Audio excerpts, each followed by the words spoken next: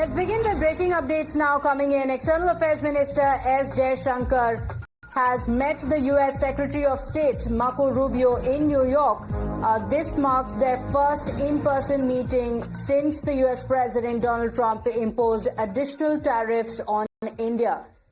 Both the leaders, Jaishankar and Marco Rubio, have met on the sidelines of the 80th United Nations General Assembly, and the two leaders have met, also taking to social media. In fact, S. Jaishankar also tweeting that it was good to meet Marco Rubio this morning in New York. Our conversation covered a range of bilateral and international issues of current concern, agreed on the importance of sustained engagement to progress on priority areas.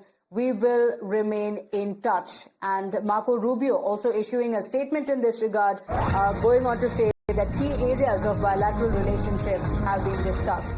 With that, let's get you more breaking updates now coming in. Marco Rubio calling India a critical partner, appreciating India's engagement on bilateral issues. He goes on to say, met with Indian External Affairs Minister Dr. S. Jaishankar at UNGA. We discussed key areas of our bilateral relationship, including trade, energy, pharmaceuticals, and critical minerals, and more to generate prosperity for India and the United States.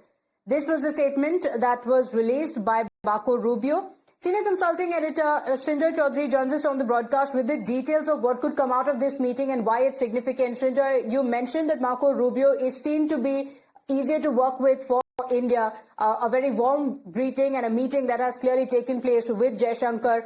Marco Rubio also going on to say that India is a critical partner. But this comes amid a lot of concerns. This is the first in-person meeting after the 50% tariff being imposed by the Trump administration. There have also been a lot of concerns around the H1B visas.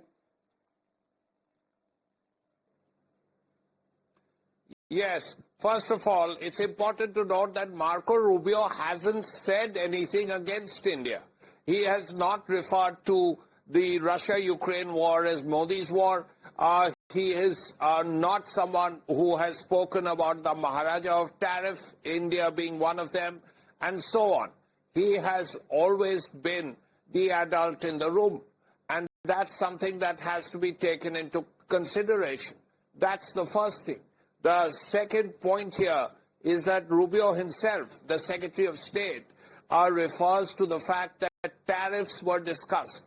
So naturally, in this case, India would have mentioned what the tariffs were about, what India's problems are vis-a-vis the tariffs. The American point of view must have also been conveyed in a simple, considerably considerate way by Rubio. And that's the second thing. Also, strategic issues would have come up. Let's not forget that America and India are part of Quad, and that Quad summit meeting is to take place in India.